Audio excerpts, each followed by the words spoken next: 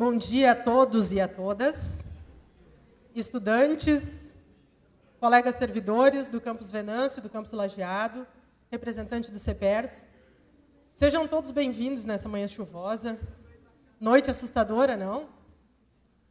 Então, pessoal, eu venho aqui conversar com vocês hoje a respeito de duas temáticas que se chocam, né? Elas dão um encontro muito forte aí. Início desse ano, eu realizei a minha monografia pela Unopar, em Gestão Social, pós-graduação, em Gestão Social, Políticas Públicas, Redes e Defesa de Direitos. Nome comprido, mas a pós não era tão complicada assim, não. Então, a minha monografia ela foi baseada justamente, né, na questão dos espaços educativos. E eu procurei avaliar a questão da abordagem da diversidade nas escolas. Ainda é necessário falar sobre isso? Precisamos falar sobre a diversidade na escola? Então, minha pesquisa bibliográfica, eu me atentei principalmente a 3 pontos, tá, pessoal? Compreender como vai ocorrer o processo dessa inclusão, né, da temática diversidade nos espaços educativos, nas instituições de ensino, né, e verificar se essa abordagem ela vai interferir na construção de ambientes democráticos e ambientes pacíficos, e se ela também interfere no processo de ensino-aprendizagem.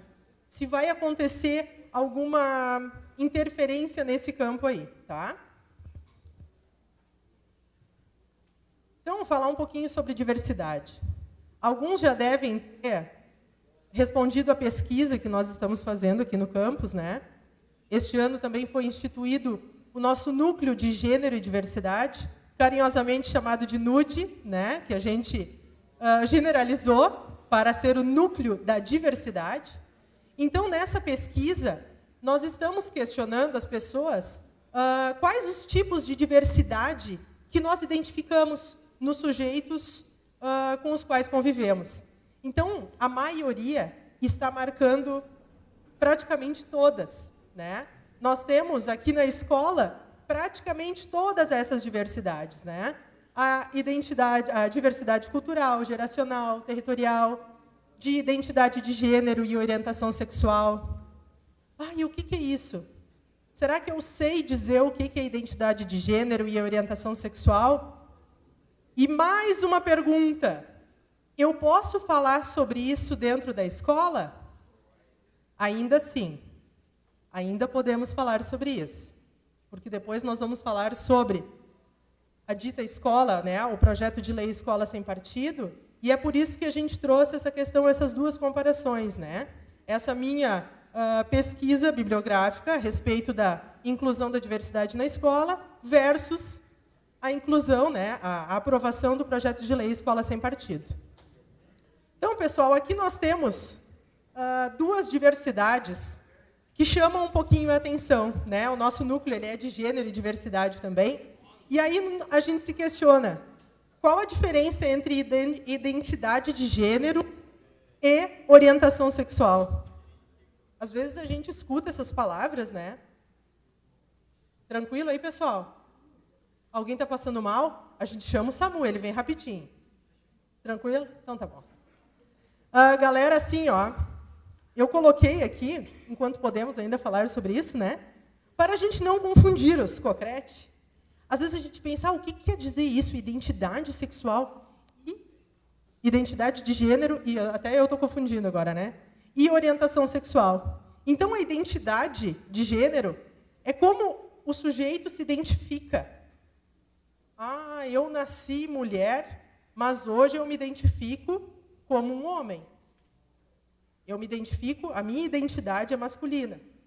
E a orientação sexual, ela tem a ver com a atração. Eu sinto atração por homem, ou por mulher, ou por ambos os sexos.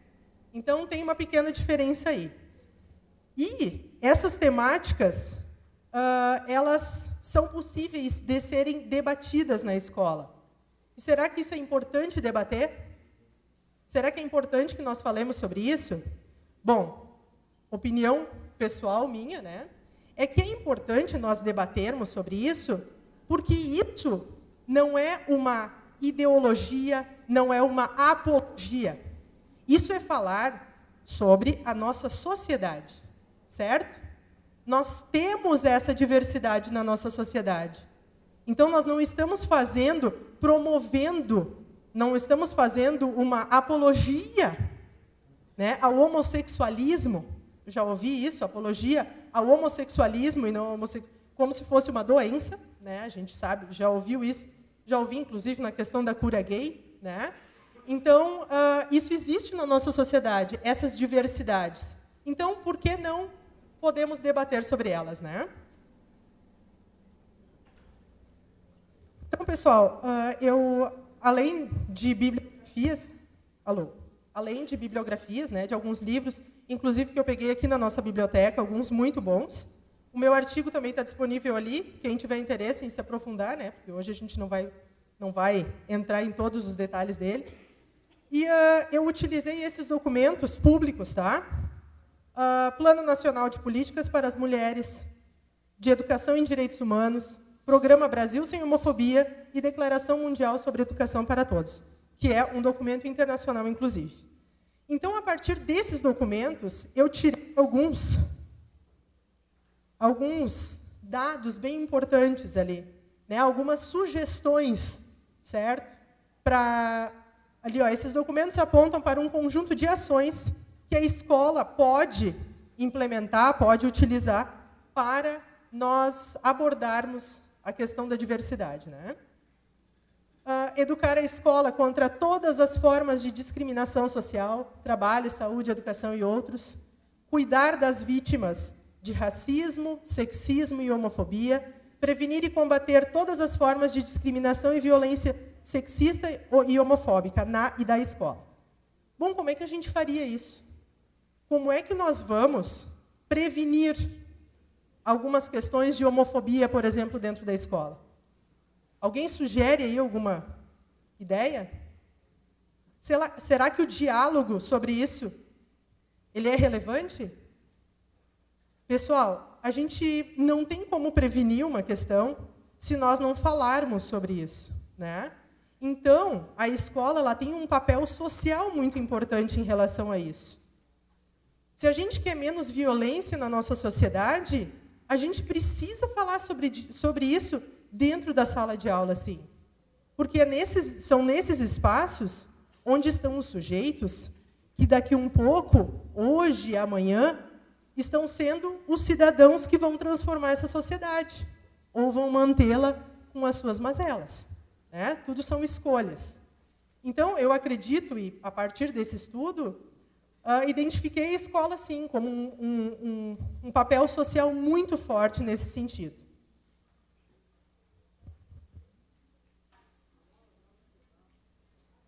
Aqui, 2 pontos bem importantes também, que eu juntei desses documentos, tá? Não reproduzir ou reforçar a ditadura dos estereótipos e papéis sociais tradicionais. O que seriam estereótipos, pessoal? É cada um colocar na sua caixinha, certo? A questão da vestimenta, a questão do próprio cultural, né? Aqui em Venâncio o pessoal precisa gostar de cultura gaúcha. Ninguém pode gostar de funk ou punk rock. Venâncio é a capital, né? Então, pessoal, são estereótipos, por exemplo, a questão do azul é para menino e rosa para menina. Né? São questões bem simples.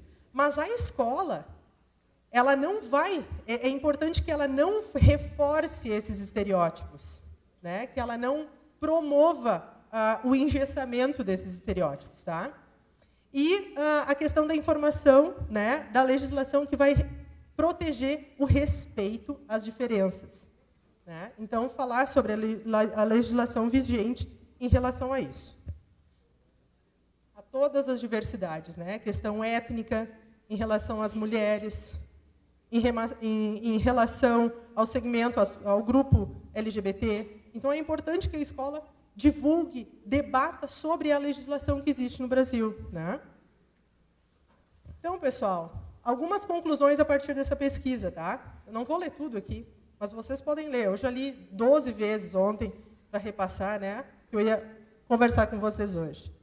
Então, claro, percebi que há uma legislação muito grande, né? Uma legislação que rege essa abordagem da diversidade nas escolas.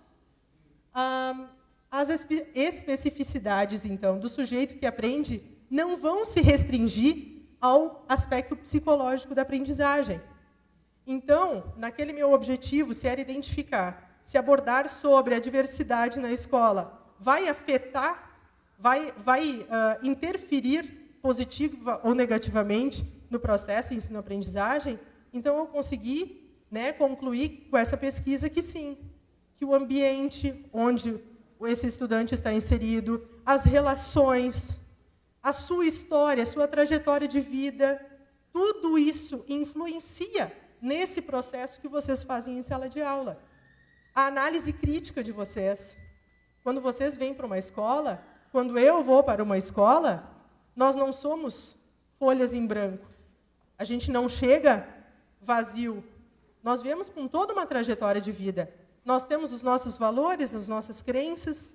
Então, é importante que a escola também consiga acolher esta diversidade, né? E é importante que a gente esteja aberto para falar sobre essa diversidade, porque nós não somos tijolinhos de um muro, todo mundo padrãozinho, né? Então, promover a cultura de respeito também vai qualificar essa educação. E falar da cultura da diversidade é falar em valores, né? Nós estamos trabalhando, estamos convivendo com seres humanos. Nós não podemos pensar somente que o estudante vem aqui, ele vai aprender matemática, ele vai aprender língua portuguesa, ele vai aprender sociologia, ele vai estar na aula de educação física, aprendendo e exercitando-se, mas a sua relação com a comunidade aqui dentro também é um aprendizado. Também é um conjunto de conhecimento e de vivência que ele vai levar para a vida inteira. E aí cabe à escola decidir e definir, iremos abordar temas que, de repente, precisam ser discutidos entre a comunidade escolar. Estamos tendo alguma situação de homofobia dentro da escola. Bom, a escola pode se isentar, eu não vou falar sobre isso. Cada um que se vire em relação a isso. Mas a escola, quando ela toma para si essa responsabilidade social, eu acredito que todo mundo só tem a ganhar com isso.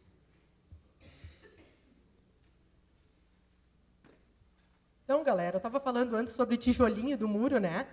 Quem é que conhece aquela imagem ali? Pink Floyd, né? Essa música é muito interessante, está muito atual, digamos assim. E ontem eu estava na minha monografia, no meu artigo, eu faço referência a essa música, né? Justamente por isso.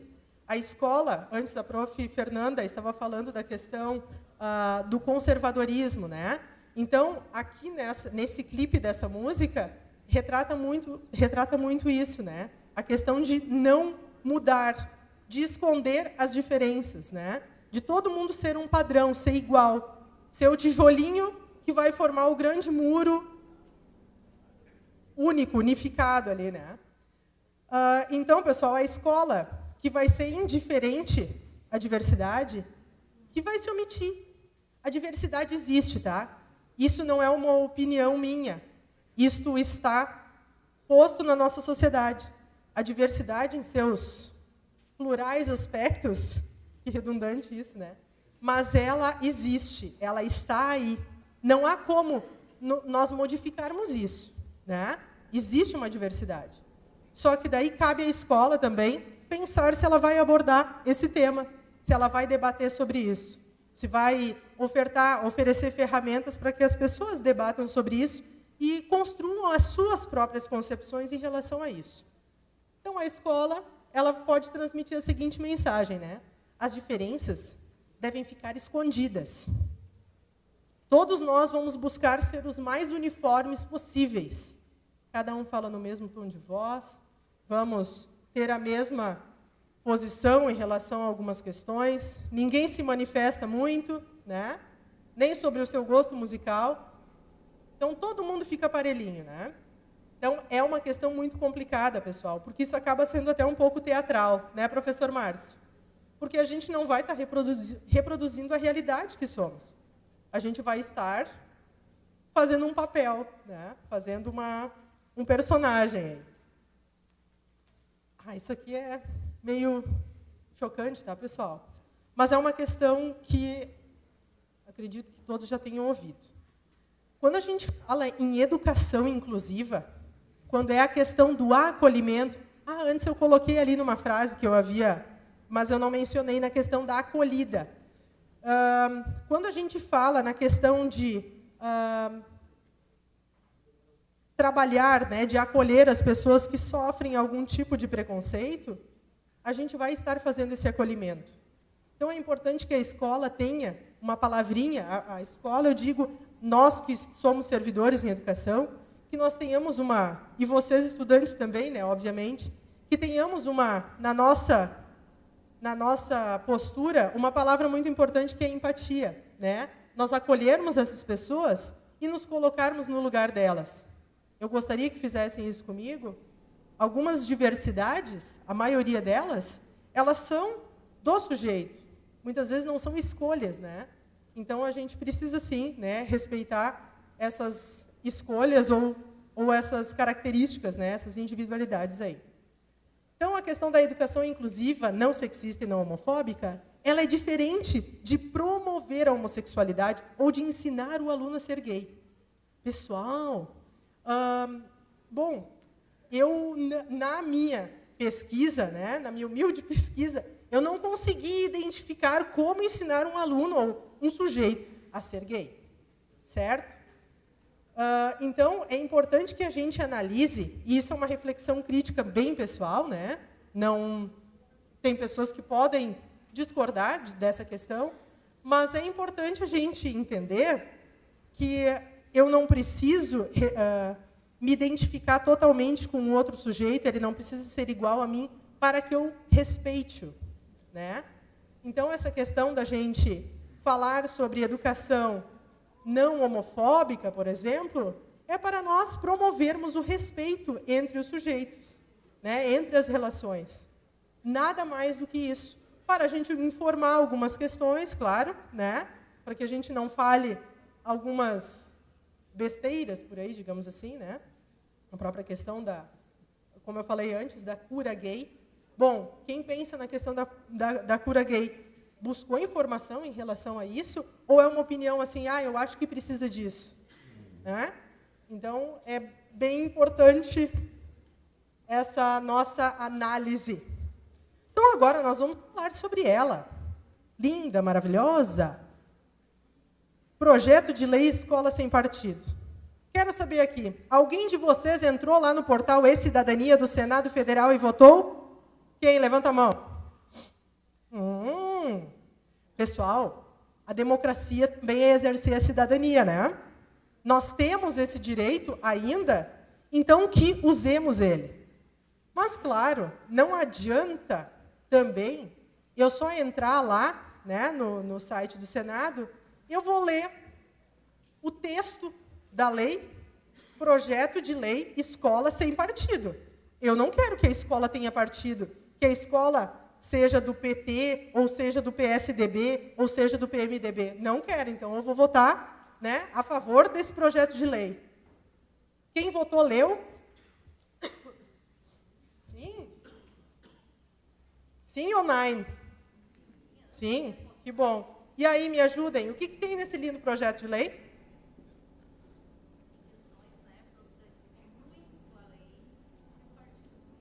Exatamente.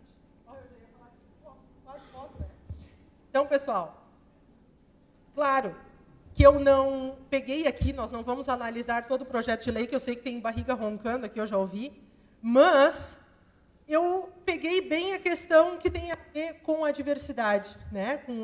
com essa pesquisa realizada aí. Então, pessoal, esse fragmento aqui, esses fragmentos, eles são retirados na íntegra do projeto de lei. Eu não coloquei o que eu acho que é o projeto de lei. Está escrito assim, tá bem? Bom, aqui a questão, né? O poder público não vai se envolver na opção sexual. Quando a gente fala nisso, nós vimos antes ali, por isso que é importante nós sermos informados. Não é opção sexual, e sim orientação sexual. Né? Então, para a gente não fazer besteira e fazer um projeto de lei com a própria, né, nomenclatura errada, é importante que nós tenhamos essas informações. Né? Então, ali fala na questão de vedar especialmente a aplicação dos postulados da teoria ou ideologia de gênero. Né? A própria questão assim, de não fazer apologia à questão da diversidade de gêneros. Né? Bah, esse aqui é pesado, tá? Eu vou ler para vocês. Vocês estão comportadinhos, está bem bonitinho isso aí. É fato notório, eu não sei de onde ele teve esse fato notório, né?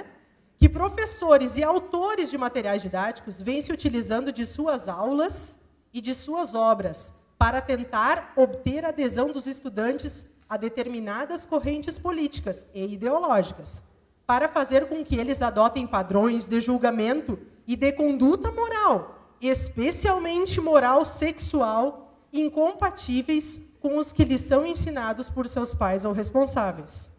Pessoal, obviamente, se tivesse um professor que estivesse ensinando o aluno a ser gay, né, ou estimulando de alguma forma, claro que está errado. Mas aqui no que prevê, na proposta do projeto de lei, é como se isso fosse a maioria. Né? Então, o que quer esse projeto de lei é colocar cartazes nas salas de aula, como se fossem guardas lembrando os professores de que eles estão sendo oprimidos no exercício da sua docência. Né? Claro, por isso que eu digo assim, ó, é importante que vocês entrem lá no site do Senado e deem uma lida. Né? Isso é exercer a cidadania da gente. Isso daí, se for aprovado, vai afetar a vida de cada um de nós que está aqui dentro. Essa aula que está acontecendo hoje, essa aula pública, ela, de repente, pode não ocorrer. Nós vamos vir aqui falar sobre o que é diversidade e pronto. A Daniele não vai poder colocar o seu juízo de valor a partir daquilo que ela pesquisou. Não pode mais. Né? Porque eu não posso colocar mais o professor, no caso, ele não vai poder colocar a sua opinião em relação a determinado assunto. E ali no projeto de lei fala muito forte a questão da opção sexual, ali, que é a questão da ideologia de gênero que eles falam, a questão política e a questão religiosa. No site do Senado, é importante que a gente... Bom, vocês sabem de quem é a autoria desse projeto? Aqui é só... a liberdade de ensinar não se confunde com liberdade de expressão. Está bem colocado ali na lei, tá? Que, então, o professor ele não poderia colocar a sua opinião sobre determinado assunto.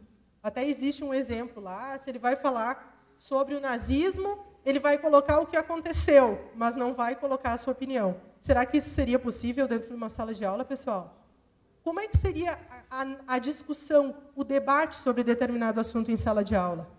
Né? Esse questionamento eu me fiz quando eu li esse projeto de lei. Tá? Ali eu tirei um print da tela ontem, certo? 182 mil a favor desse projeto e 194 mil, quase 195, contra. Então, tá, de certa forma, bem empatado aí, né? Aqui eu não tenho nenhuma conclusão, né? Cada um, que bom, temos o poder de escolha, certo? Mas eu realmente faço esse questionamento. Se quem está votando conhece o que acontece, quem está votando e quem fez a lei, né? Quem propôs ela, conhece o que está acontecendo dentro da sala de aula. Né? É um questionamento que eu me fiz de certa forma. Então, esse é o senador Magno Malta, certo? é da bancada evangélica, dei uma olhada na biografia dele, a profissão dele, fora ser deputado, senador, foi pastor evangélico. Então, ali no site do Senado tem um vídeo dele, pessoal, no YouTube.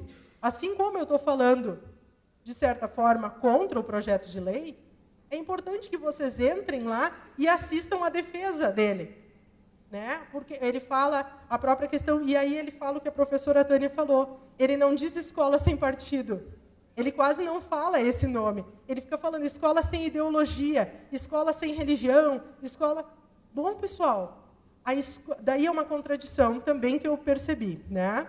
A escola, o professor não pode falar sobre religião na escola, mas lá na Câmara dos Deputados, no Senado, pode. Aí lá eles podem levantar a bandeira religiosa que seja. E aqui, independente, não estou defendendo e nem julgando nenhuma religião específica. Mas são questionamentos que a gente precisa fazer. As pessoas que nos legislam, que definem a vida da sociedade brasileira, podem fazer isso. Né?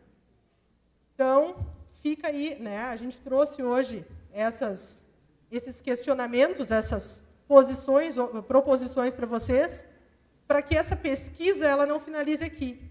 Né? Entrem lá no site do Senado e deem uma lida nisso, porque isso interfere diretamente na nossa vida. Né? Vai mudar um pouquinho a concepção que nós temos, né, de ensino. Pessoal, para a gente finalizar, eu quero só ler um trechinho aqui. Que horas são, Ruth? 11h30. Hoje o pessoal sai 12h30, tá? Daqui. A gente já avisou as Topic. Tem um livro, professor Márcio, sério? Tu vai pagar almoço para os estudantes hoje.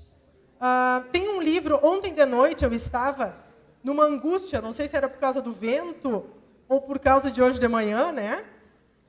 E eu peguei esse livro aqui. Alguém conhece Paulo Freire? Então, não. Então, pessoal, eu peguei esse livro aqui, sabe quando a gente faz... tem o livrinho das mensagens, sabe?